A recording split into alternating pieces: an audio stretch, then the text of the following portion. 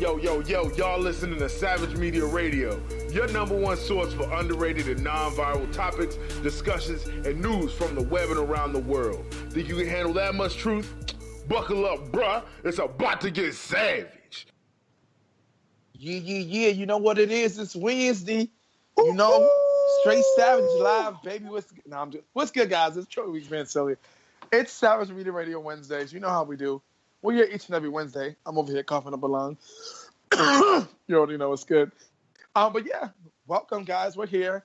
It's Troy and Doug right now. You know, Winston is sorry, Courtney. I'm being shady. Courtney's sick today, guys. She's feeling well.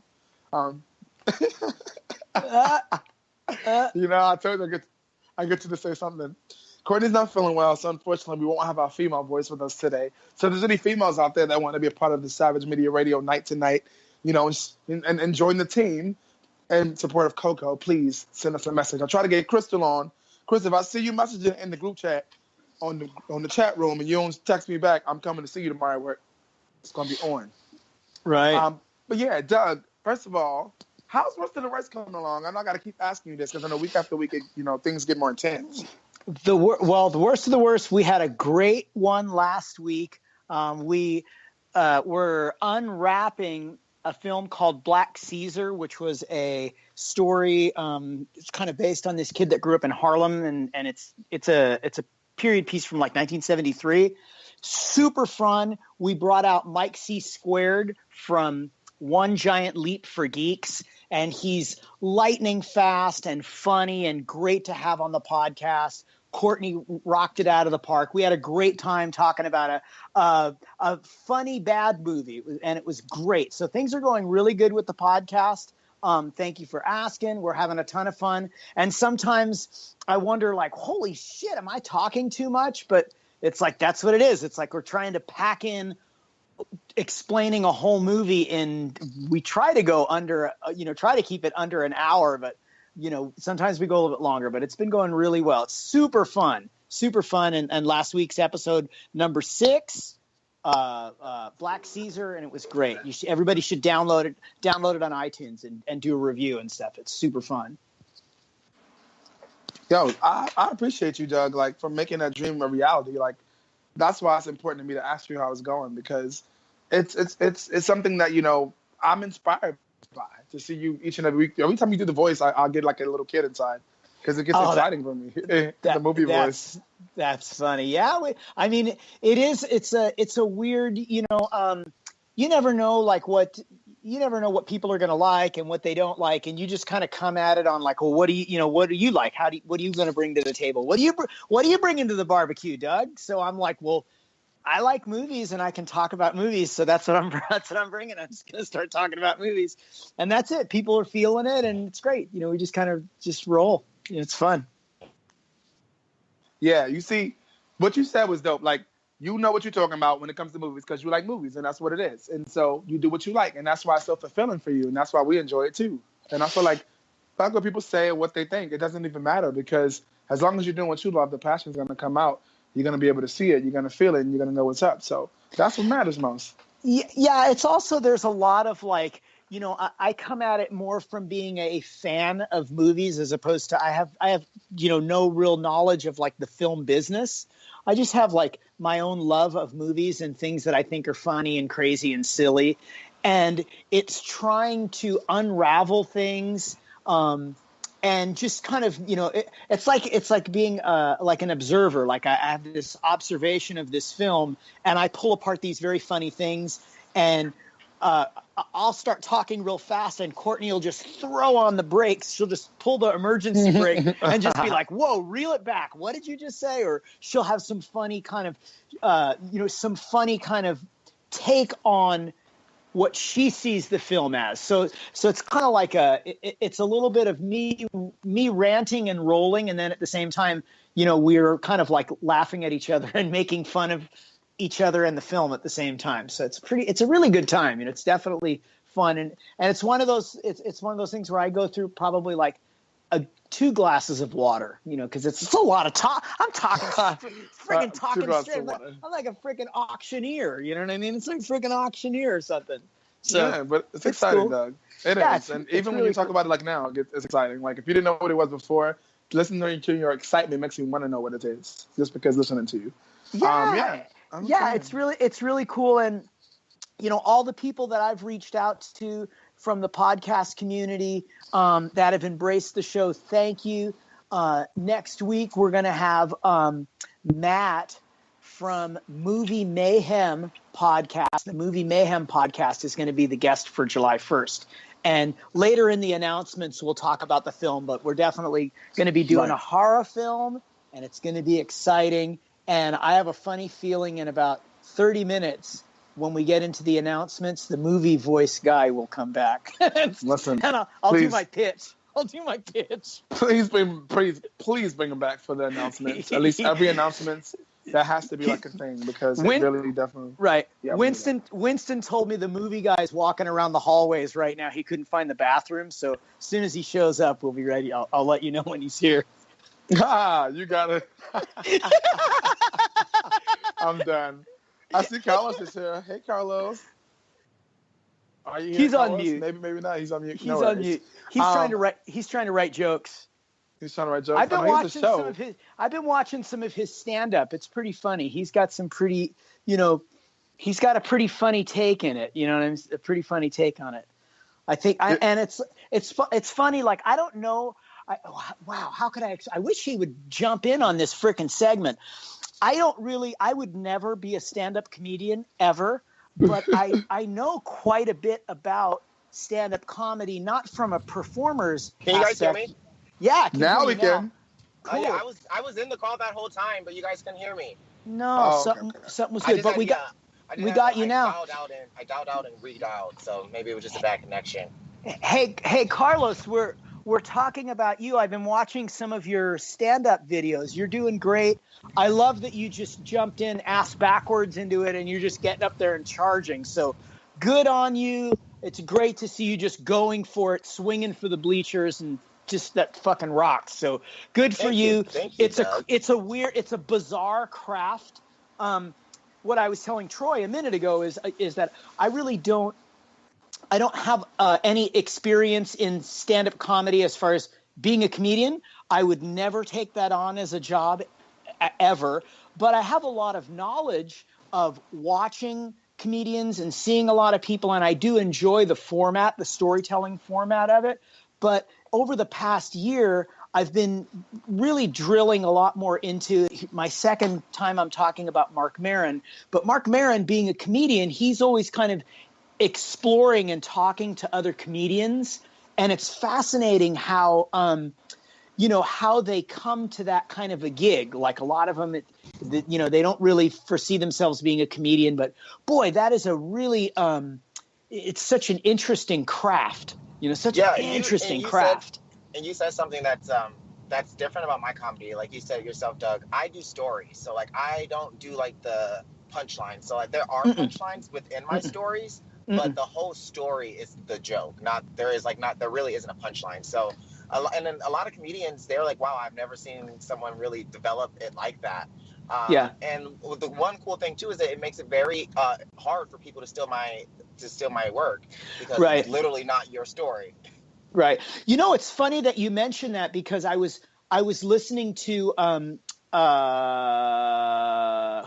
the guy that was just in the Jordan Peele film, in the main lead guy, like Lil Henry or something like that. You know who I'm talking about? Yes, I know who you're talking about. But okay, Laurel. Was it Laurel? Thank you. Yes. And so he was talking, and what's interesting Little about Henry? I don't fucking know. I don't know. He's a short guy. He's 5'7". I love him. There you go. I don't know. But, he was talking about how he how he developed his hustle to do comedy. But what's interesting about the way he does comedy is he's not really a guy that like writes out jokes and stuff. He just tells stories and does character voices and all this other stuff. But inside those character voices are the jokes. And it's a really interesting format. And again, that's a format. It's not like he's breaking the ice. I mean, Richard Pryor had that. Eddie Murphy was really freaking good at that storytelling format, shifting gears, doing characters. And I think that that's something you're absolutely hitting the nail on the head, where it's like nobody can take that. Like, it's not like a bit. It's just you're just telling your own experiences, and the more animated and unique it's going to be, your own story, it's your own calling, it's your own truth, so nobody can really bite that and rip it off. You have your own ideas, so good for you. Exactly. Come on, really, boss man. Yeah, I'm really happy that you're like you're just doing it, and so the pros say it's going to take you a minute before you get your legs. You know what I mean? The pros say it's like 10 years. Like, it's a long freaking haul. And I know that might sound daunting to you, but it's like, you just keep chipping away at it. Keep chipping away at it, and doing what you do, and you'll find your groove. And this is only the beginning. Yeah. This is only the beginning. Perfect. Thank you guys so much for that. I really love that, Doug. Thank you. Yeah, sure. Winston's telling us to wrap up. So, but yeah. What? So, I just want to shout out to you, Carlos. I saw you had a show. That's what purpose of me was like, where's Carlos at? I know you got, is the show tonight or is it coming up? Yeah, I have a show every night this week. Come on, every night. Come on, good for you. Busy. Good for you. Oh, what are you doing? Like 5-minute sets like that? Is that how you do it? Yeah, some of them are 5, some of them are 7. I did a 5-minute set last night. But yeah, the only thing is, I will suggest before we wrap up, the production lady from the show last night, she didn't know who I was, and I'm still I'm not like you said, it'll take 10 years, so my name's not really out there. I got on stage, and when I started talking, she recognized my voice from my video, and she's like, what you need to do is start letting people know who you are, so you don't have to sit here and wait for 30 people to go up. We're going to bump you up because you have a following. So that's one thing I will, if you're listening out there, it's okay. I didn't know it was okay to just boast yourself. She says, boast yourself to these people, because that's what they want to hear. Hello, Carlos. You put your time in, and you don't want to start from the bottom all the way. You got a little street cred, like you have put your time in, and you do have some cred out here. So don't be afraid to say, hey, you got all these. I got. You never see my YouTube show? Check it out. It's awesome. Yeah, some people may not know you, like you said, off the rip. Carlos did it. They might not know you from your name, but they might know, from that video. Like I knew you instantly from that video with Smoking Weed with the Priest. Immediately, I knew that was you. I was just like, oh my gosh, that's I'm like, I don't know who Carlos. I looked you up. She was like, oh, Carlos. I looked up everybody because that's just what I do. And when I was like, I don't know. And then I was like, that video came up. I was like, oh goodness, this is him. Oh my gosh, yes, I know who you are. That's funny. Yeah. So in wrapping, I just wanted to say I had a big show over the weekend. You know about you heard about the Bitter End, right? Doug, I'm about to say Paul. I fucked up. Yeah. Doug. You said you were doing 2 shows, right? But back to back in one 3 shows in one day or something weird. Yes. I have to say, Troy, I watched the videos of your show, and that hip movement, you do have me on the ground laughing. Shut up. It was the hips. I was like, no, he did it with them hips. On the hips. Yeah. That show, Carlos, it was like life for me. It changed my whole life. Because it was just something about being on that stage again. That was the stage I was on when I released my single, Trying So Hard, in January of last year. I released my single. That was the place I did it at. And so that was a big performance for me. And I was just like, I'm giving my all with my band now. This is different. Back then I was singing with my little piano. I put a pianist, I had tracks and stuff like that. But now I'm like the man, bro. And it was amazing. And that one gig got us booked. There are 2 more gigs there now in August. Sing as long as you want, stay on as long as you want. It's just real. It's really going. Things are picking up super fast now. Good for you. Yeah, good for you. That's rocking. Thank you. Yeah, that show was everything. So from that, I have the next 3 weeks will be at Harlem Nights. Me and my band doing the open live jam we always do. So I definitely want to know if people are listening. They haven't had a chance to experience it, or they've seen that video of our first show. That was actually our first show as a band outside of the open live stuff we do. That was our first we ain't bringing nobody up. We just doing our own show kind of thing. And people were crazy. These people this young group that was in the room. They kept my energy up. It was one group. And I found out they came up to me afterwards and were like, thank you so much. And I'm like, thank you. They're like, no, don't tell us thank you. Thank you. You were fucking awesome. In 5 years, we can be paying $700 to come see you. I know it. I was just like, wow, that was definitely a come up comment. I appreciate that. But yeah, so without I just wanted to put it out there. I know we all doing this. I love our updates because it gives us a chance to stay close with each other and let each other know what's going on, and also letting us know a lot happens in 1 week, as you can see. And so I feel like that that's awesome that we could experience that with each other. So without further ado, Winston, kick the music. Fuck shit with Troy. Let's go. For Savage Culture.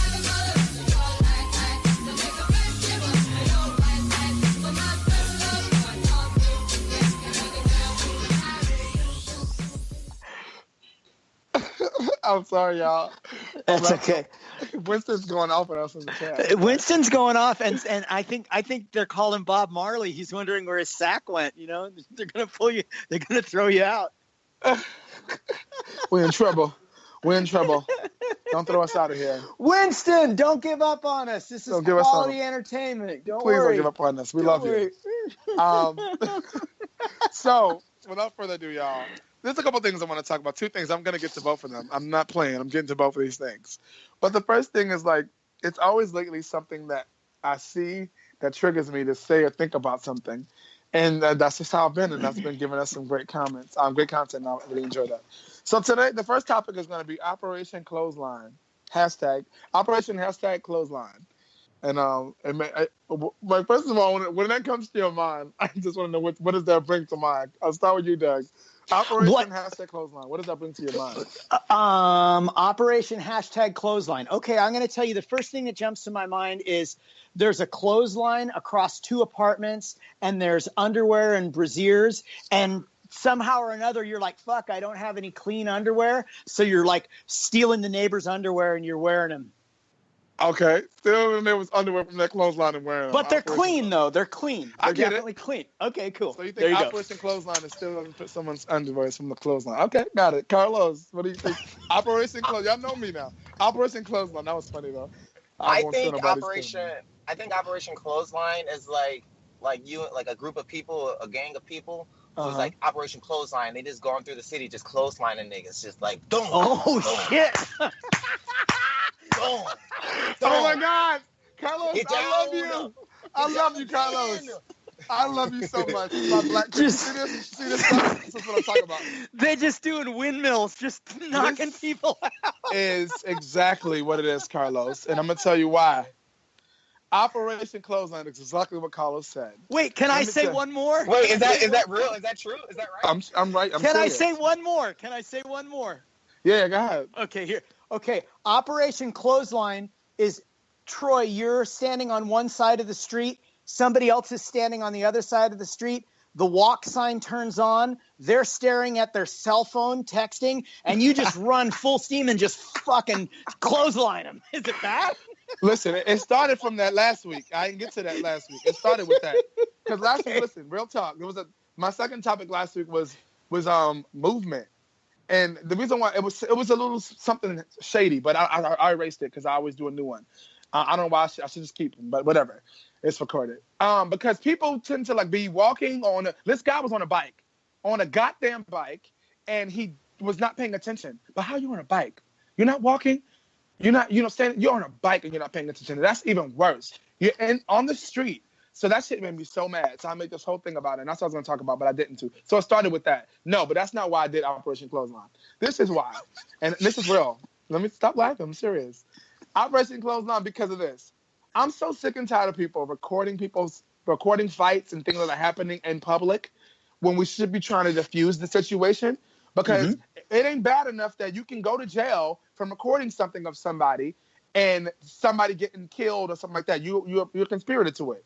So that don't scare people enough. They still want to record. So I feel like I'm sick of it. And this is where it all came from. I was in a cab taking my daughter back to her mom before work on the other day, on Tuesday morning. And I'm in the cab, and the cab driver was like, oh, those people are fighting. I'm like, what? I wasn't paying attention. I look, and these little girls are fighting. And I'm like, why are these girls fighting? And why are these people with their phones out? I'm sick of it. I just felt like getting out of the cab, running from a block and a half to just clothesline every single person as they're recording. Just boom, hit them from nowhere. I guarantee you they'll want to stop doing it. If it's not just me, if I get a couple people to join this ministry with me, enough of us do it across enough cities, we can stop this foolishness. I'm sick of it. Stop recording your phone and start standing up and doing something about it, because somebody's can stop it and make people listen. Enough is enough. Enough people are dying. I'm sick of it. So Operation Clothesline, Carlos, you were right. Ding, ding, ding. Motherfucking clotheslining niggas out in the street. Stop recording. Stop recording. Did I get anything to say? Go ahead. I don't have anything to say, but I like where you're going, but maybe it could be one of those things where they have their buddy hold the phone, still videotaping, and then the other person tries to diffuse the situation. What are you saying? So I shouldn't do the clothesline? Say it again? Well, what I'm saying is that, like, there's the negative aspect of it is like people just standing around, right, and just watching fights and stuff like that. The positive aspect is we see a lot more injustices right now, and so it's like the phones are to me. This phones are like, I see all kinds of racism and police brutality and all this other bullshit that I wouldn't normally see if somebody had a phone going. So maybe it's sometimes maybe it's one thing where people are just doing like World Star or whatever it is, they're just watching a fight versus somebody harassing, ICE harassing a family. So it's a tough one, but I do think that people should try to diffuse things if they can. Try to help out. Don't just stand like a dumbass in video. Well, I was thinking about starting a campaign for the algorithm awareness for Instagram, because I feel like Instagram is setting itself up for lawsuits because their algorithm, like Doug said, you see so much of this content that's being fed to your news feed. And some of it's not healthy for your mental state, and they're directly keeps feeding you these things to just get more likes and more views. But I feel like Instagram does more more pain to mental health than it helps. Yeah, I mean that's that whole clickbait mentality. You know what I mean? It's more like they don't give a flying fuck what the content is as long as people are viewing it. So. There's that. It's a very like, does Instagram have a moral obligation? I think they do to some degree, but they're going to hide. The internet's a weird place, because it's the Wild West, and a lot of times there's not a lot of rules and regulations because it's a relatively new utility, and that's something that I'm sure they would hide behind till the end and say, well, we're just putting up content, or this is public content, or we can't vet. You hear all the bullshit Facebook says. Well, yeah, but then I think Facebook is a perfect example where we're starting to hold social media companies accountable for what they're doing with Facebook was a perfect example of what they did with that company during the election. And as a CEO, to have to go in front of the Senate and just explain why your position in your company, I think that's at least a step in the right direction. Sure, absolutely. Yeah, they had the big issue with them was that they had given data to that Cambridge Analytics, and that's a big, gigantic subject. But you're absolutely right. At what point it's almost like why is it okay for pharmaceutical companies to give people opioids and they just keep cranking those fucking things out? And at what point do they have a moral responsibility to say, hey, what we do is incredibly addictive. We should be careful with this, So we're in a great time and also a very scary time at the same time, Right. I agree. Yeah. Yeah, I agree. I just feel like, across the board, someone should be saying something, and I think that's where it started. I said that to say, like, of course, I'm not going to clothesline people. I mean, I don't have time to waste to go do that. But I feel like if I was that angry, I felt like really doing it though, and forming up a group of like strong, big, like club bouncing looking dudes, and just go clotheslining people when they record fights. It's because I'm just over the foolishness. Like enough is enough, and. So I got to start standing up, and that's what I took my daughter to the park. Now the summertime's coming, and she wants to go play.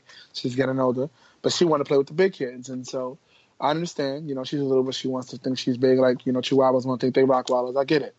So in the little kids park, though, now there's all these big kids. It's all over the place, all cursing and all hugged up and all looking all hugged up like they sexual and.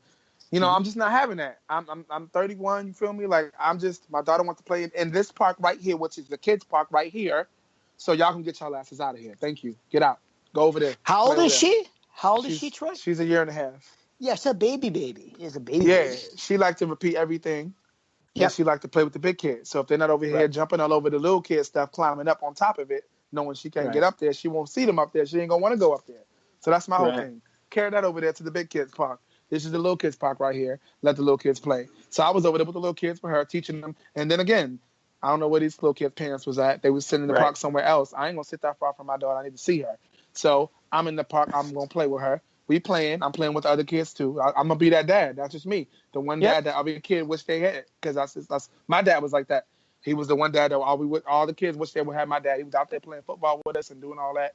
Like they wish that. That's how I am. So I'm up there teaching the kids how to slide down the slide the right way, because they're trying to go up the wrong way. And I'm like, I don't want my daughter seeing them going up the wrong way, because she gonna think that's okay, and then she gonna bust her head open and I'm gonna be in the hospital. No, this is not what we're gonna do.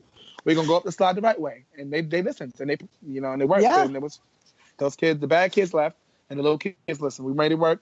And it's just like somebody got to stand up. So I see all those other parents coming in all scared, not even wanting to take their kids in the park. No, I'm not the right one. Get your ass out of here.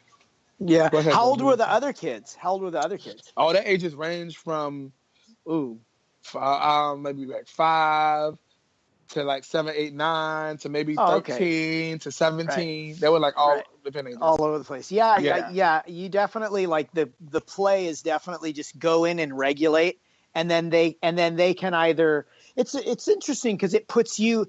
What I like about that is it puts you in a position to be a positive role model, and then which is great. And then at the same time, it also puts you're just instinctively going to protect your daughter. And then it also puts you in a spot where it's like the kids that want to curse and blah, blah, blah, blah, blah, blah, they're just going to kind of phase out of there and move to a different section of the park. And then there might be other kids that are like influenced by those bad kids, but they needed you to influence them.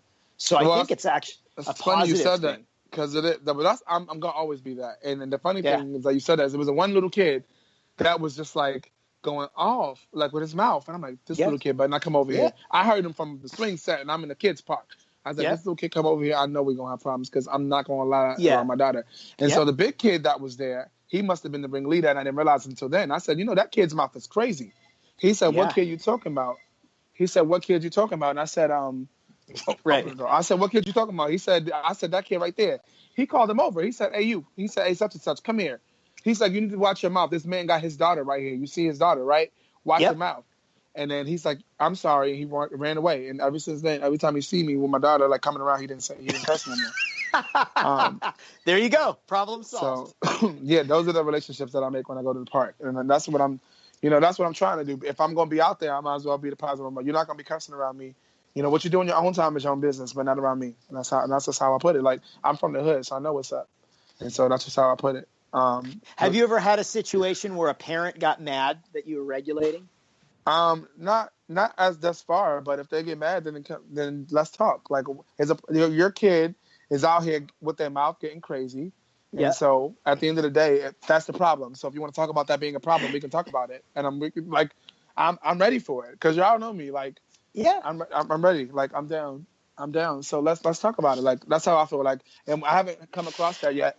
Hold on a second. I haven't come across that yet, but when I do come across it, that's how I'm going to face it. Like, hey, this is what's going on, and your kid is, has a real foul mouth. I don't know if you didn't know it before, but now you need to know that. And if that, and maybe the parent has a foul mouth, and that's why. And then I can say I see why, and then it is what it is. But if they don't, apple don't fall too far from the tree. I do believe that either their parents don't know they're doing that, or they just like their parent. It's one of those two things. So. Ignorance is ignorance. I'm not going to fight with ignorance. I'm going to let you know that I know, that you need to know, that I know that you know. One of those things. Right. So let's say I'll give you a scenario. So you go into a restaurant, it's you and your daughter, you're hanging out, you're having some pancakes, and all of a sudden some kid is just like standing on the booth, running inside the restaurant, da-da-da-da-da-da. Do you reality check the kid like, hey, man, cool out? Or do you just, like for me, I'll regulate. no problem. See, you'll do that in the restaurant? You'll be like, yes. excuse me, little boy. You're in a public space, baby. I'm like, hey, man, you better go sit back with your mom and dad. See, the thing about me is, I've always regulated. I love it. I mean, I love it because it doesn't. When you catch the kid off guard, that's the most important thing because they're like, whoa. First of all, yeah, they get scared. Right. They're like, at Top of the Rock. Listen, yeah. I've been doing this since I was a supervisor at Top of the Rock at 19. Those little kids from all over the world coming there getting crazy. They either with their nanny, they with their grandma, or sometimes they with their mom. If there's no man around, they be getting crazy. So you got the right one. Because you want to stay here? Because it seems like it. That's all I got to say. They don't even speak English, and they hear that tone, and they're like, oop, I get it. And they shut the fuck up, and they get with the program. I've always been that way. So, yes, if a kid is getting crazy, the first thing I'm going to do is look around and see who they with. Because it's important to notice your surroundings. I'm from the hood, so I'm always going to know my surroundings first before I get crazy. But if I see that they letting the kid do it, and the management, nobody, like, as a service, as management, as service, I'll be looking like, as my restaurant, I'm not letting this happen. Y'all need to control y'all kids or y'all need to get out. It is what it is. So if the management ain't doing it and I'm in there, then I would say something. But to me, that's the management's job. Because there's no way I'm going to let that happen in my restaurant. I'm sorry. Sometimes they're afraid, though. You know, the managers are afraid. They don't want to try. I don't know. I guess it's kind of like a case-by-case thing. But I think sometimes when if you just talk to the kid and you're just like, hey, man, cool out a little bit, cool out. It usually can squash things. It works. It definitely works. I'm definitely a corrector. I'll definitely say something. Point blank period. At this point in my life, I don't mind saying anything I have to say because I know that he didn't have the direction he needed in the first place. That's why he's doing it or she's doing it. So if they had the respect that they needed and learned it, then they wouldn't be doing it in the first place. So I don't mind saying nothing. And so usually I've never had nobody tell me why you said that to my kid. Because they usually say thank you. And if they don't say thank you, they'll look. But hey. Yeah, you can say thank you at least. Yeah, usually it's a thank you. Usually it's just a, oh wow, thanks. Right, it works. Now go sit down. Right, but I usually do it in a good way. Like I work in a restaurant, so it happens all the time where kids will get a little crazy, and I'm usually good with how I talk to them, how I interact, and I'm good. I got grapes in the back that I can go get. I ain't got to ask the manager for it. I can just go put them in a little cup. So usually I'll give them grapes or something, or put them some whipped cream with a cherry on top in a little cup and give it to them. Little things like that. Change their day. So I'll do something like that to change the mood. There you go. Yeah. Whipped cream with some cherries. Whipped cream with some cherries. Yeah. But anyway, it's a little thing to everything. I'm not going to be creepy about it like some fucking weird old stranger. Like, don't talk to strangers. But, at a restaurant, I feel like it's wrong if a little kid's getting crazy to give them something. Shut the hell up. Some of them ain't got no training. It is what it is. You can't control that. As long as it don't affect my tip, okay? And your child crying next to my table is affecting my tip, so now we got to shut him up. And that's how we make it work. It's a bargain. It's a system. You feel me? We work together. Teamwork. Got it. Take these grapes and shut the hell up. Boom. Done. Hey. So I'm going to move on to my other thing really fast. This is important, too. So I read something online on Facebook I came across, and I had to bring it up. And then my little second topic is called Relationships and Fighting. And that's no shade to you, Carlos. I'm not being funny. I'm not, this is real. I saw this article. No, it's not. I'm being serious. I'm going to tell you where it came from, but it didn't come from me. It came from kitty.org.uk, actually. And it's an article that says, experts say that couples who often argue love each other the most. That's what it says. And I was like, shut your mouth and keep on talking. I had to read it more. So it says, we all have at least one out loud and crazy couple amongst our friends who are arguing all the damn time.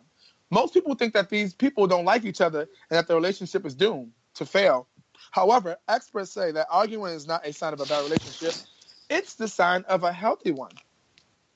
The stomping, this throwing, the yelling, the slamming, the crying, name calling on the phone, all of that in the middle of the night, it's actually a sign of a healthy, good relationship. Experts say that fights are making partners learn to fight through the pain, which helps their relationship to last. It may sound crazy and ridiculous to you, but fighting actually means love. Yeah, that's what it says. So it has a couple bold, 2 or 3 bold things I wanted to read. So the first bold thing it says is, you know what? It was approaches. There was 3 approaches, and that's what I wanted to read. Fighting amongst couples can be separated into 3 approaches, which can indicate if the relationship will last or not. And that was the most important thing. This is by Dr. John M. Gottman from the Gottman Institute. So these are the 3 styles. Couples who want to talk, make a compromise, and resolve their problems. Couples who want to be heard and expect their couples who want to be heard and expect their partner to agree with them, or couples who don't want to deal with their problems. So the first approach may include, which was couples who want to talk, make a compromise, and resolve their problems, which is the kind of relationship you really want. The first approach, which includes a lot of screaming and rage, with both the partners storming into another room, separating from each other. However, it often ends in compromise and love. Although the fighting part is difficult to get through, it will make your relationship far stronger than before. The second approach, couples who want to be heard and expect their partner to agree with them. Everybody's met somebody that just want to talk, want you to hear what they got to say, but never want to hear what you got to say. That means talk to the wall, because nobody want to hear it.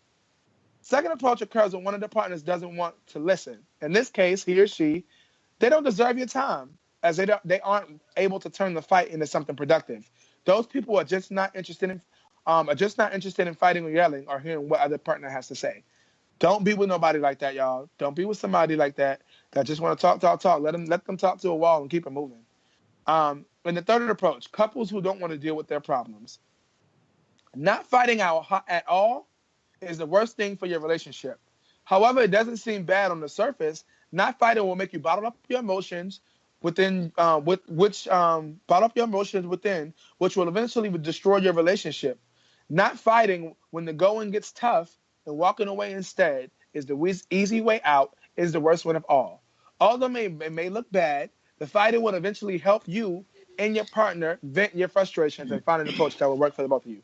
So yes, fighting. Couples who fight the most love each other the most. I thought that was kind of crazy, but in regards to my relationship now, I never fought the most, especially in the beginning of my relationship, than I did in this one. And now we spent time into it, fighting, and went through the ups and ups and put everything out on the table.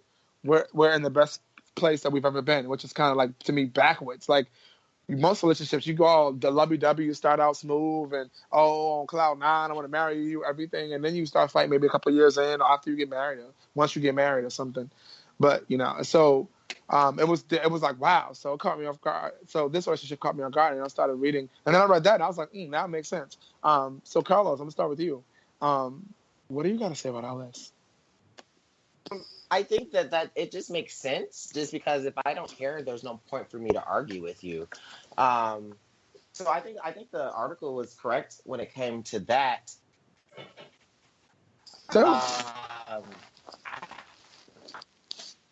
Yeah. I mean, I really don't have a way. Like, that's how we communicate. We're very, very vocal. And I think it hit a head on the thing where it said, or hit the nail on the head where it said, couples that are communicating, you get past it. Like, I can't wait until like 2 years when I be able to tell what I've been through this year. But like, oh, boo, I've been through that. This is what you're going to have to do. That ain't nothing, right? like, that's not nothing. And so I think, like, yeah, if you ask like any old couple, like you see those couples that have been married for like 40, 50 years, some of them probably have had worse arguments and worse fights than people who got divorced, but they stuck together, and that's why they're still together, because they had to learn how to work with each other. Right. That's my whole thing, and I always like felt this way. And when I saw this, I was like, "Yeah, come on, I'm sharing this." I actually shared it with my partner, like, "Look at this, see now what we went through is all worth it now, huh?" And so, Doug, what do you have to say about all this? Philip, I always say the name wrong. Shit.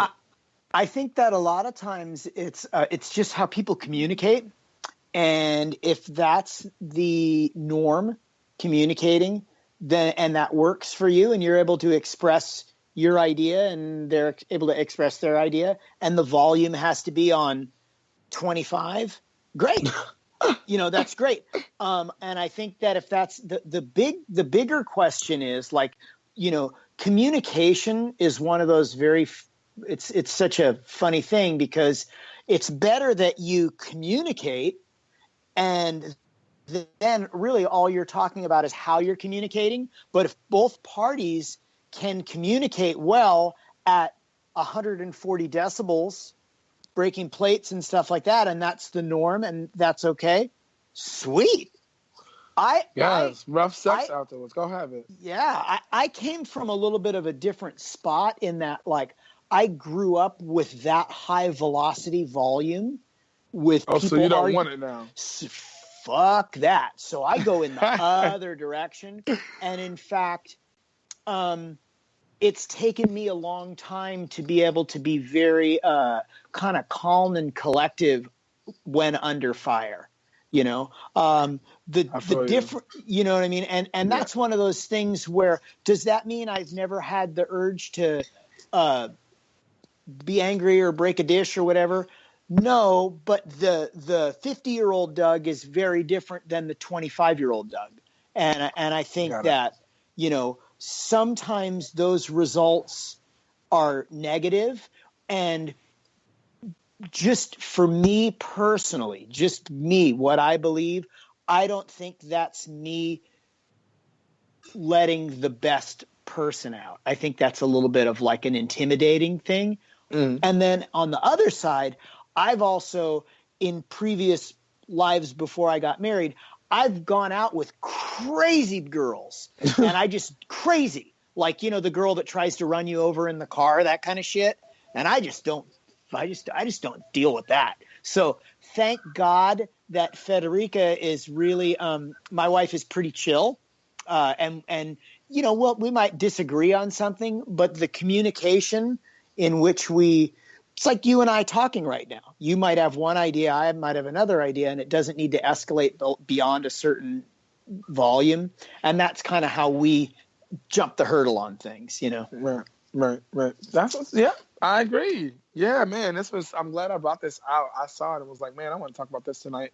I felt like, after seeing it, I was enlightened. It was sort of lining up what I would agree with, but I sort of felt enlightened by reading it. It made me feel like I wasn't the only one. So, I'm glad that we got to, get a little heated with the Operation Clothesline, and get some things out. Watch out. You might get clothesline. You might get clothesline. Operation Clothesline is out there, pushing nigga buttons might make me want to do it. Might make me put an ad out on Craigslist and get some bouncers out there that want to make a couple dollars to clothesline some people.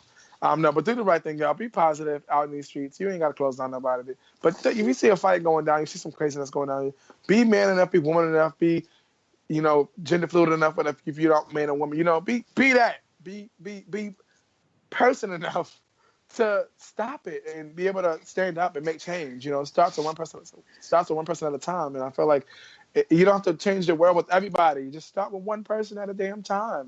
One mind at a time. We can do it. We can make that change. We're doing that each and every day with this platform, that each time we bring our voices together, each and every time we bring our voices alone to speak on these microphones, we're making change in the world, and we want to continue to do that. We want to empower you and give you those tools and knowledge to do that. So we'll do that too. Someone else wanted to say something before we leave? It sounded like somebody wanted to sound like Doug. We'll keep it moving. I'm pretty good. Just if cool. like I said, whatever the way, as long as it's kind of like the same thing as like, as long as you're in a situation where you are communicating and it's reciprocal, the same way it is like how things are in the bedroom. If you're cool and it's cool, who's anybody else to say that that's not right or wrong? It's like, that's how you rock it. And if it's working, sweet. And it's the same with how you communicate. Any relationship's going to have a difference of opinion, and there's going to be opposite sides of the fence, and you're going to have to work things out. How you work those out, the volume that you work those out, if it works for you and the other person, and you're getting to the end game where you're like, cool, we agree to disagree, or, wow, I never saw it that way. Excellent. I think that's great. And so it's all boils down to communicating. Gotcha. All right, guys. That was Fuck Shit with Troy. Thank you so much to Carlos and Doug and anybody that's in the chat room we didn't get a chance to hear from. Hopefully wants to let us know. We'll keep things moving and kicking it with Carlos. Let's get it.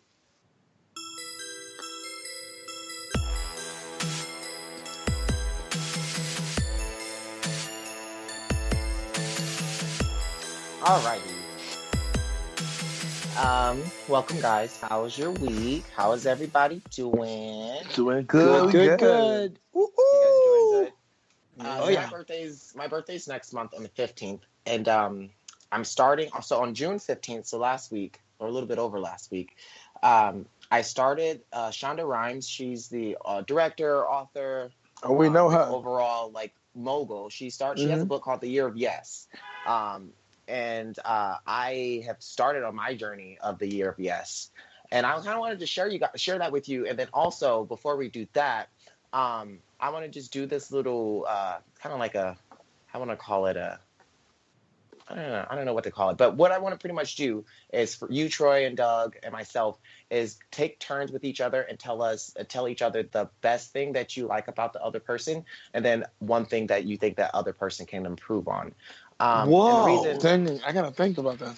Whoa! And the reason I wanted to do that is because I think a lot of people, like, it's taken one of my closest friends to tell me, like, hey, Carlos, you're draining me. Like, I understand you're going through a lot, but you can sometimes be draining. And we had a long conversation about the exchange of energies. So that's why I want to talk about like what I love about someone, and then what I think someone can improve, because that's what she did with me. She was like, I love what you're doing. I love everything that you're doing. I love that you're fighting and that you're being a representation for everyone in the community. But this is something you can improve on. So I'm going to start off with that. Doug, do you want to go first? Yeah, so I think I can do this. Yeah, I think I can do this pretty well. The first thing is I'm going to go with the positive, and they're actually. Who are you doing? Are you doing me or Troy? I'll go for you first. So I'm going to go for kind of like the double positive. And the first one is I would say I admire, and I think it's great that you're following your dreams, and that you're going down the comedy world and expanding the things. You talking about Tyrone? Come up here and making all the damn noise. What's up? I didn't even see you. Easy, Mr. T. Easy. And then on the other area. Mute your mic. And use then your mic, Troy. Yeah, use your mic, Troy. And then on the other side of the coin, I would say, with all due love and respect, maybe sometimes not to judge a book by its cover, but just to kind of look at all of the parts before jumping in on an idea. And that's actually exactly what my friend said. She literally said that exact same thing that you said, Doug. And so I think that you certainly have how old are you? I'll be 26 next month. Yeah. So you're still learning how to navigate, and which is a beautiful thing, because hopefully the way the universe works out, you're going to live till you're 126.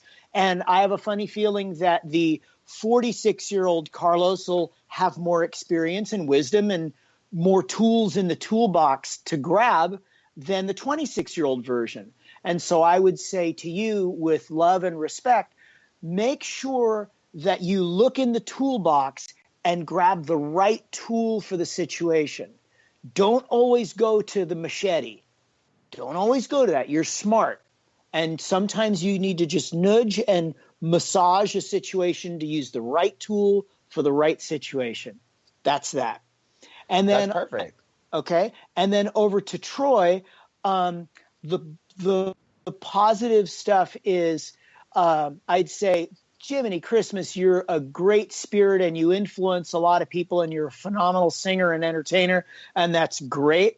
I love that you're coming into your own with your sexuality. I think that's great. And then on the improvement side, I would say that for you, you don't always have to validate the other things that are out there in the universe. Sometimes just stay on your path and be true to yourself, and don't always get hung up on validating other people or other situations that are beyond your control. And I say that also with love and respect. Yeah, and I think everything it doesn't need to be said that we're saying this with love and respect, because that's what this whole podcast is based off, is mutual understanding, respecting our differences. But we all, at the end of the day, do love and respect I hope we love and respect each other on the show, and I know that we do. Right. Troy, what about you? Thank you. Thank you, Doug, for that. I appreciate it. I like stuff like this because I don't really get a chance to sit and listen for people to just be honest with me. because I'm always talking to people, like they always assume that they need advice about things and stuff like that. I don't get to listen. So thank you, Carlos, for doing it. Thank you, Doug, for that. I'll take that in consideration. I think I need to talk more about how not to do that. Maybe that's where we'll start, but that's another conversation. I'll start with you, Carlos, because you started this segment. And I'll start with the positive as well. Like, I feel like since the moment I found out that we were going to be working together, and I've seen you grow in the time that all that you've been through, and then watch you where you were and grow to where you are now in the amount of time, with all the pressures and everything that you have on you, still working, still grinding, and still doing what you have to do, closing things down, opening new things up, starting new chapters. Uncle Pete, everything. I feel like it's been an amazing journey and to see that you're still strong, you're still out here doing it, and you're still, being an example and making it happen. I think it's so dope. And so keep it up. I'm super inspired. Thank you. You're welcome. Yeah, man. You don't even know. Sometimes you don't hear those things, but you would definitely hear that. And I feel like on the improvement side, I'm thinking like, dang, what can it be? What can it be? What it could be? Because I really I haven't really thought about that. But what I really feel is I thought about what the Spirit was bringing to me in regards to all that we've ever spoken about, just in general. Hearing you speak, is I feel like don't be afraid to be the leader that God created you to be. A lot of what you're doing is going to bring you success in many different ways, but understand that we all have a destiny and purpose, and don't stray from that because of anything else. Because we all have an importance. Martin Luther King wouldn't have been Martin Luther King had he strayed from what God wanted him to do. And I feel like, being where we are now, especially learning your story and journey and all that you've been through, it's not by chance. It's not for no reason. And it's definitely for a purpose, a bigger purpose than you may even know. Don't allow those things around you as things continue to go up to get you sidetracked from who God created you to be. And that was what I wanted to say. Oh, thank you, Troy. Thank you. I think I agree with both of those. Okay, so I'm going to do my turn, and I'm going to start with Doug. 1 second. Sorry, I just had to yell at my dogs. Doug, I'm going to start with you. I think on the positive note, I think your energy is amazing. I think that I haven't heard you say one negative thing in like 7 months. Which is like, even, and it might just because your life is fucking awesome, but I know everyone has trials and tribulations in their life, and I love how you don't let that affect you, and that's something that I personally work and struggle on every day, not letting other people's energies affect my energy, and I think part of that is just like my sign. I'm a Cancer, like, we have this hard shell outside, but we're in reality we're mushy gushy, and once you crack that shell, it's so easy to get the meat out, and it's so easy for me to get consumed with your problems. So I like how you address people's problems, you help it, but you don't make their problems your problem. So I love that about you. One thing that I think that you could improve on is, how do I say this? Let's see. Diversifying, being more diverse, and as far as like, and not saying that you're not diverse, but like when we like with the show and like how you notice like, oh, I really didn't look at the Black girls and how their hair is. Like I the same thing that I love about you, how you don't let problems affect you.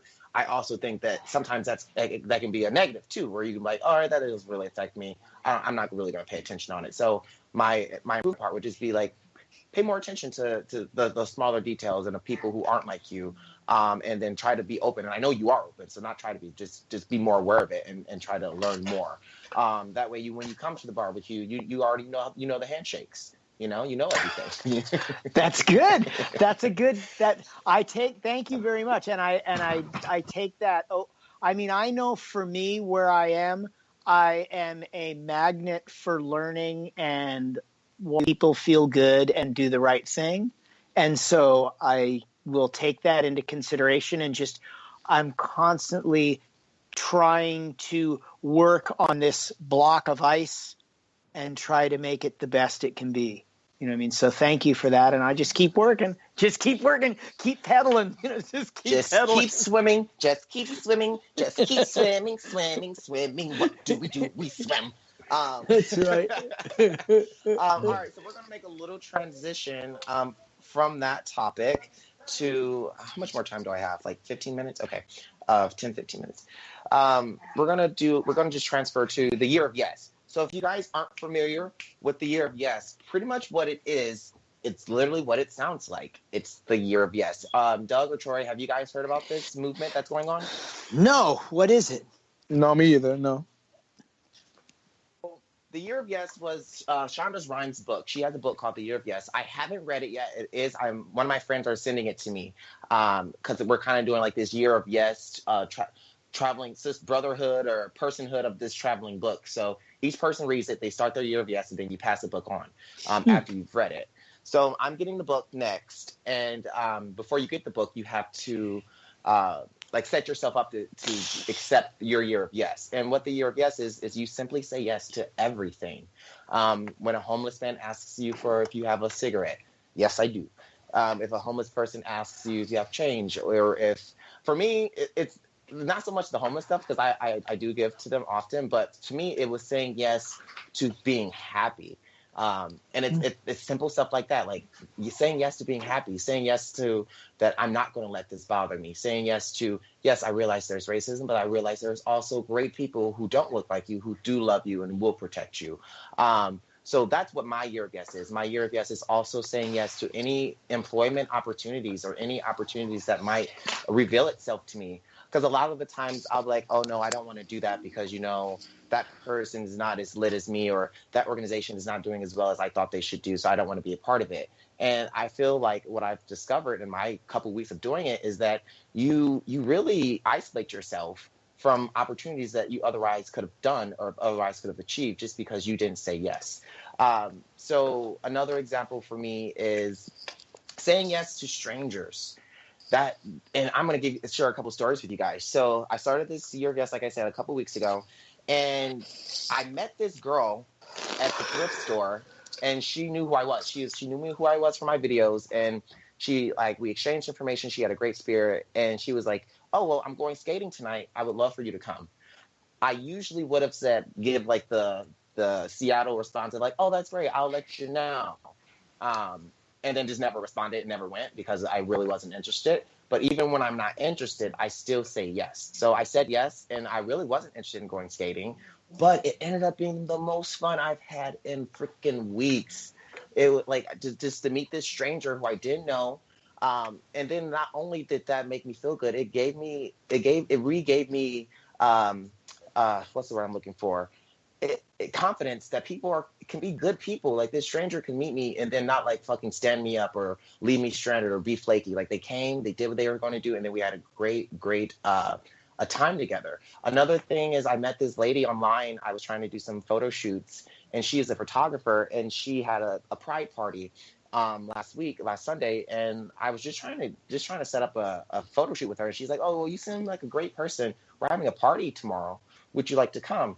And when I say it was white, it was white as hell. And I was like, oh no, I don't know if I want to come. But I'm in my Year of Yes.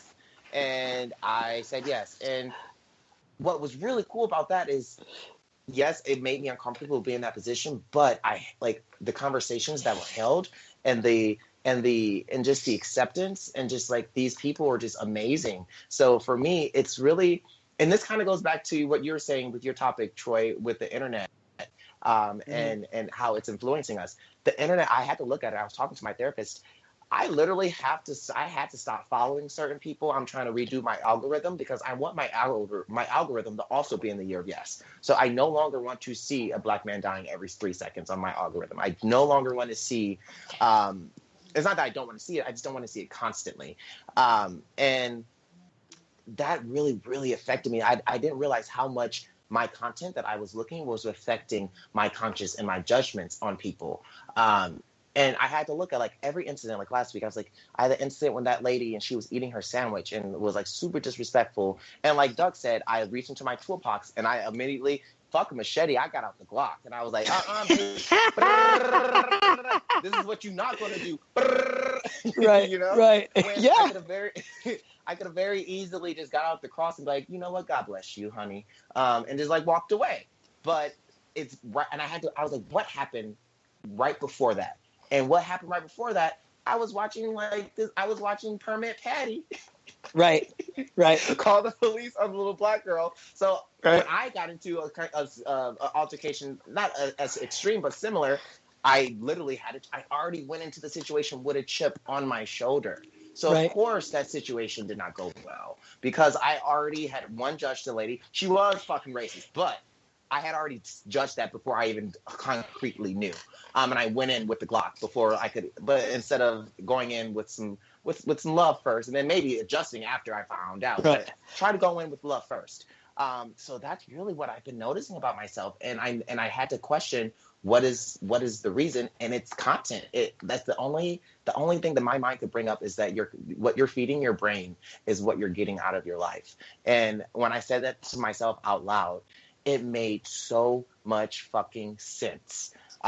Like even my demeanor, I don't know if you guys, my friend's like, Carlos, I can hear it in your voice. He's like, you sound like the old Carlos. You sound like you sound light. You sound not happy, but you just sound light. And when I was talking to her yesterday, I was like, yeah, I feel like, man, I feel a lot better. Like once I consciously decided just to say yes to like, yes, there's racism, and yes, I can live with it. And yes, there's love in this world, and just yes to everything. Just say yes. Your life starts to change in front of your eyes, and it's beautiful, guys. I would honestly say it's beautiful. What do you guys have to say about that real quick? Well, I think that's very like part of it too is the idea of like the laws of positive attraction. And when you put positive energy out into the universe, positive energy comes back. I love that. And then there's also, I'm quite aware that the previous, let's say, year for you or 6 months for you, you were definitely trying to navigate a lot of negative drama in your life. And now you're at a spot where it's starting to be in the rear view mirror. And you're like, holy shit, I can kind of decide the next chapter, path, month, year. And I think that it's great that you've come on this, like you're almost like a river or like a stream, and you're realizing that it's easier for you just to follow the flow of the stream with yes and the positive inertia rather than trying to resist it or focus on why the fuck is there a rock in the middle? Why the fuck is there a rock in the middle of this river? Yeah. And for you, you're able to just kind of say, okay, I accept the rocks in front of me. I'm going to move 4 inches to the left and keep going. And I think it's a great skill set. It's great. And I think that it's funny that you said that. I'm going to circle back to you going roller skating and saying yes to the party. Here's my yes for the week. And I work on it all the time. And sometimes I have such a big heart. I have to say no, sometimes I have to say no, or I get myself in too deep. You know what I mean? But, the yes, that happened to me over the weekend was Federica had said that she wanted the family to go to this place called Raging Waters, which is like a water park thing, with slides and all that stuff. And I was just not feeling it at all. And I was just like, please don't make me go. Please don't make me go. But lo and behold, I just, I saddled up and went for it. I said yes, even though I kind of had this preconceived idea of it being negative. And it ended up being an absolutely fantastic day. And so I really like when you go against that inner voice, the negative voice that's telling you, don't fucking do it, don't do it. And then it ends up, you're like, wow, that was actually a really positive experience, So that's my comparison to your roller skating one. No, that's dope. That's totally dope. Troy, what about you? What do you have to say about that? The power of yes, I feel like it's something that I'm on. I didn't know that's probably what it was on, and now I know that. I need to look this book up and go check it out because, as I've been saying, this is a year of saying and doing. Like, you have to say what you want to do and just do it. So to me, that's saying yes to whatever your future may hold. That's saying yes to a lot of things. So you actually, I felt like I was on that path. So you got me into that light of wanting to check it out and do a little more research. Because I feel like, like I say to some people too, like it only takes 21 days to change a habit. And if you're reading a book and it's inspiring you that way, and if you're changing and it's touching you from the inside out, Man, I'm only imagining how you're gonna be when the book's done and when you come on the other end. So I'm gonna have to go look this book up. No, That's for good. sure. Definitely look it up. It's a great book. From what I've for the excerpts and what I've read about it in the reviews, it's a fantastic book. I'm so excited to start the journey. Doug, did you want to say something? Did I hear you want to say something? No, I'm good. I'm good. I love it. I love I love the laws of positive attraction, and I love, it's I'm going to give you one. Here's a dumb nerdy story. Here's a dumb totally nerdy story. Ready? Here you go. All right, New York City. I don't know what fucking year it is. It's in the 60s. John Lennon, he's a guy that was in the Beatles. It was this popular band from a long time ago. He goes to this art gallery. And he goes, and he's going, and he's never met Yoko Ono before, right? He goes to this art gallery, and there's all this different stuff, and he sees this ladder, and the ladder is kind of positioned in a way where you're supposed to climb it. And he climbs to the top of this ladder, and on the ceiling, in this teeny writing, barely the size of your pinky fingernail, it says the word yes. And that is what started their relationship. Was that it could have said anything, could have said fuck you, could have said anything, but he goes up to the top of this ladder and it's like, whoa, yes. And that is how that relationship started, out of just a positive word. That's dope. I didn't know that about them. There you go. I did not know that. Well, and wrapping, I want to give everybody who's listening, I want to give you guys a challenge. Or a couple challenges. One, if you want to start, you maybe don't have to do a year. I started off with a month of yes. I was like, all right, let me do a month. And I'm like in my third week of a month of yes. And I was like, you know what? This is actually really cool. I'm going to do it for a year. So maybe do a day of yes, where you guys can do, if you hear someone, you see someone needs help, and if they ask you for help, say yes. Also, say yes to I want to challenge you guys to say yes to yourself. Treat your brain, treat your body. Say yes to that pedicure. Say yes to that manicure. Say yes to that fucking burger that you've been craving all week. Because I think a lot of the times we get so focused on saying yes to the things we have to say yes, like bills and accountability and bills. And then when it comes down to like, oh, I have extra cash and I want to get that thing off of Amazon, we always say no because there's an excuse like, oh, I might need this money for next week, or I have to do. Just say yes. Just go get yourself that item this week. Really challenge yourself. I'm welcoming you guys to this Year of Yes. I think I'm going to do like a Year of Yes 5-minute like update every couple weeks on my segment. And that's all I have for you guys this week. Just remember to stay positive. Remember to love. Like that's another thing. Love everyone. Even if they hate you, love them. And that's my challenge for me this week. And just show them love. And like Doug said, look in your toolbox and see what other tools you have to deal with situations that arise, because you always don't need that machete or that Glock to figure out the smaller problems. Sometimes you do need that machete and that Glock, though. So keep them in the toolbox. It's a good tool. It's a good tool. It's a good tool. But no, thank you guys for kicking it with me this week. Follow me on all my social media at Carlos Gillett, and I love you all. Cool. Oh, wait. Coco left. I ended at a really bad time. Sorry, guys. No, that's okay. Troy, no, it's okay. You want to do we some can do the announcements? Yeah. Jump on in, buddy. I didn't hit that. I was talking to Coco. It looked like that.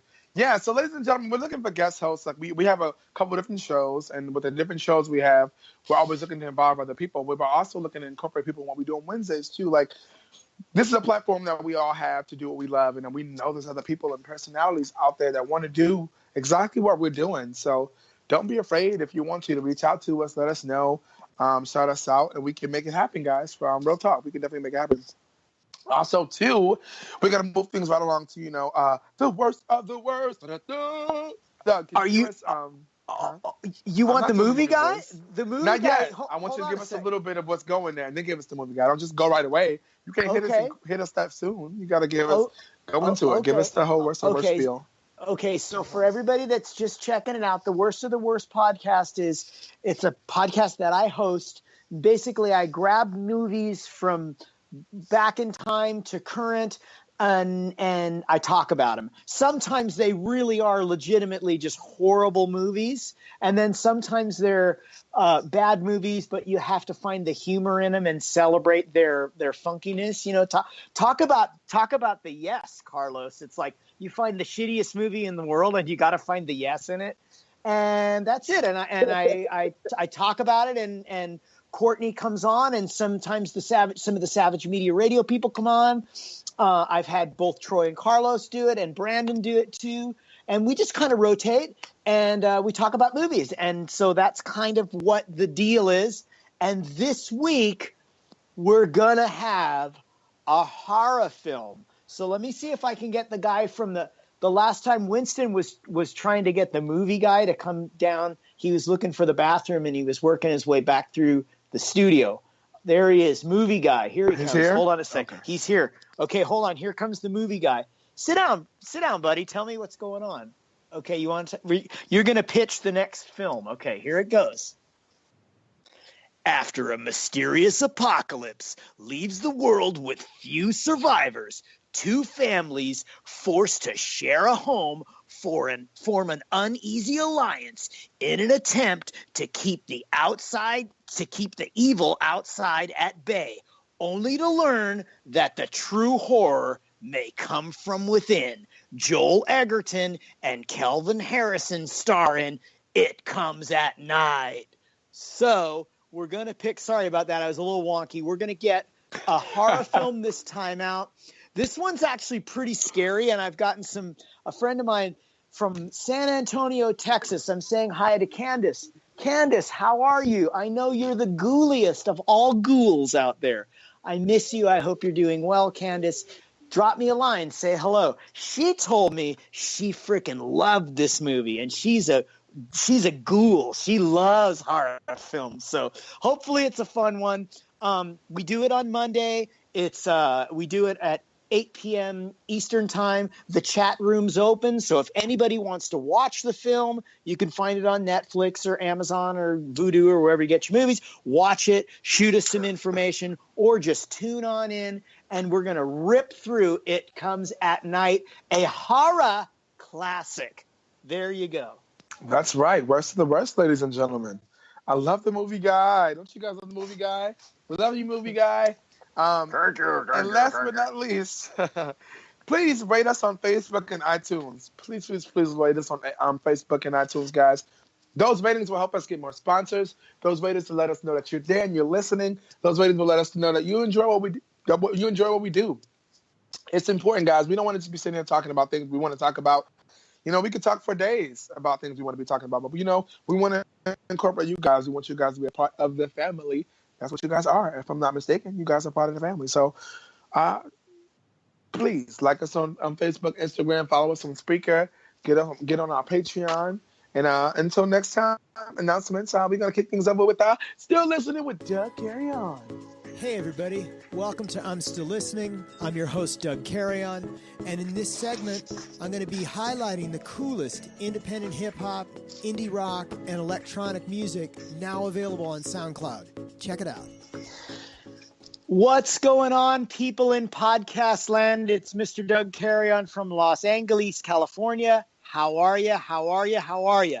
You know what? I got 2 songs for you today, and both of them are from the great city of New York, and I'm giving props to Alexandria Cortez, who just took over the seat and knocked out the incumbent, Joe Crowley, in a huge progressive upset in the voter world. So if you're a political person, you know I follow politics, and I'm absolutely floored that she won. I'm incredibly proud of her. And just so you know, Troy, she's a Puerto Rican lady going to the Senate. She's going to Congress. I love it. Baby. Right there. I love it. And that is so freaking awesome. Go progressives, go progressives. I got 2 tracks. Both artists are from New York. The first one's a band called the Ludwigs. It's kind of this strange indie rock thing. The track's called Introvert. If you like it, soundcloud.com, the Ludwigs /introvert. And it sounds like this.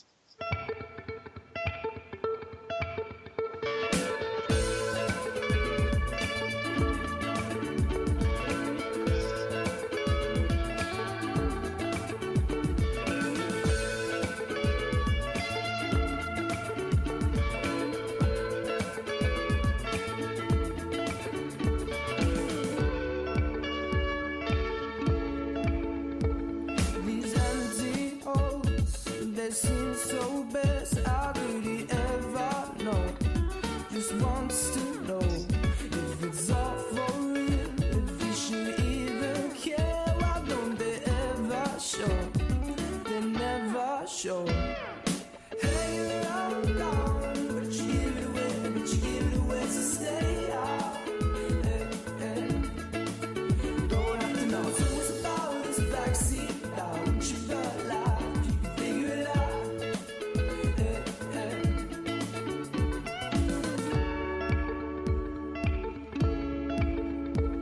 Now they've all gone, maybe he should get. Then he thought they'd never go, never leave him alone. You never know what to say, this blanket starts to fade. And he's on his own, he's on his own. Hey, I'm gone, but you give it away, so stay out. Don't have to know what's about this backseat. Don't you feel like you can figure it out?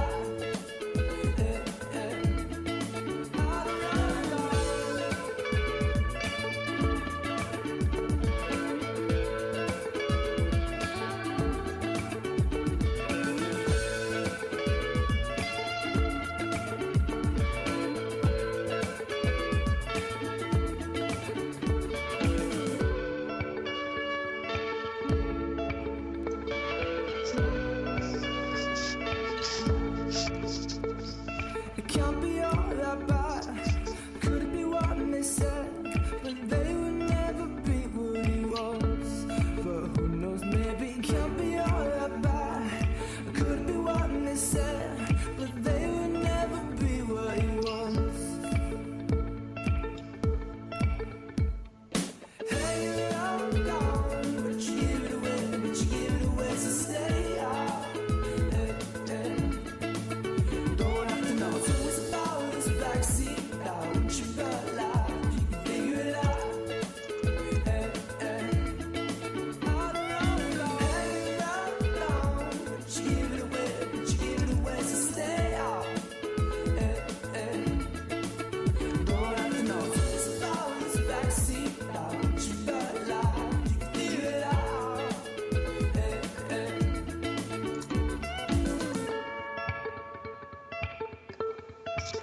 Wow, that was a great track from the Ludwigs, right out of Brooklyn. There you go. Another New York band. The second track up, it's called, the band's called Broken Luxury. The track's called A Dark Side. If you like it, SoundCloud.com. Broken Luxury, just like it sounds. It's an electronic track. Great hook on this one. Courtney, Winston, play the track. Winston, play the track.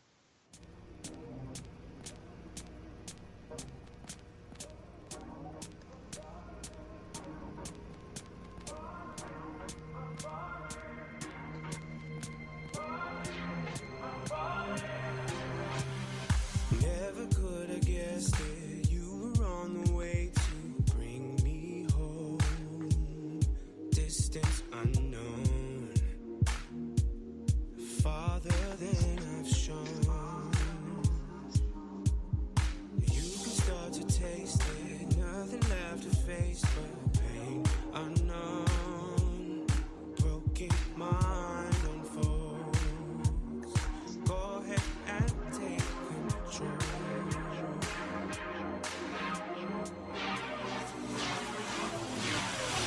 Whoa, save me from this lonely world. Help me come alive again. Needing to breathe again. Whoa, nothing left but losing our self-control. On the verge of falling in. No chance in finding this. Light up my smoke. Oh, only you know how to get me right. Please just stay for life. We can try to look alive. Can't be described like washing my eyes. Oh, it's blessing us, making us feel as one.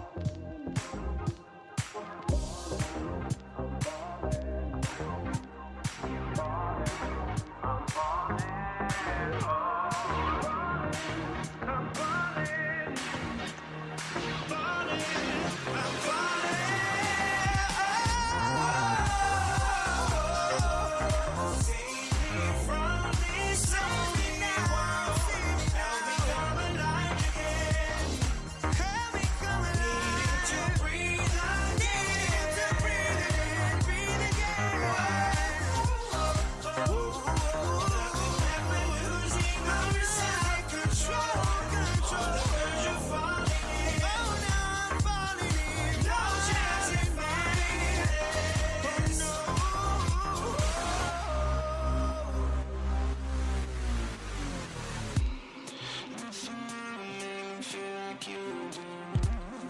Call me away from all the things I do. You and I too, that the world's power.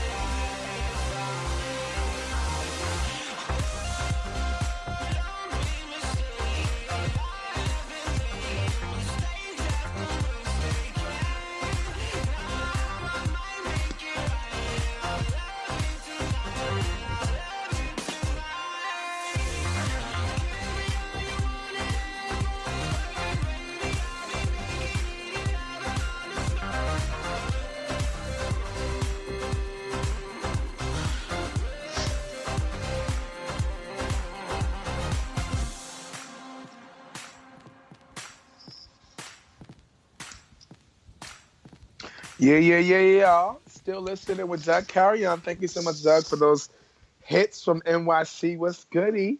There you go. There you go. There you go. Thank you so much. Shout out to you. You know, it's keeping it mysterious and keeping it going. You always do. We love it. For sure. If you're an artist and you're out there and want your music, I'm still listening. Hit us up, savageonair@gmail.com, so we can get your music played up on the podcast. You feel me? We'll let the people know what the vibes is giving. It's Wednesday, y'all, and it's come to that time. My phone has 2%, so we got to keep it moving. Just right on time. Right on time. This was an awesome episode. Each week, it gets better and better, baby. I feel like our wings is flying. Our wings is out there. We flapping these wings and we're growing. And members up, members down. We're making it happen.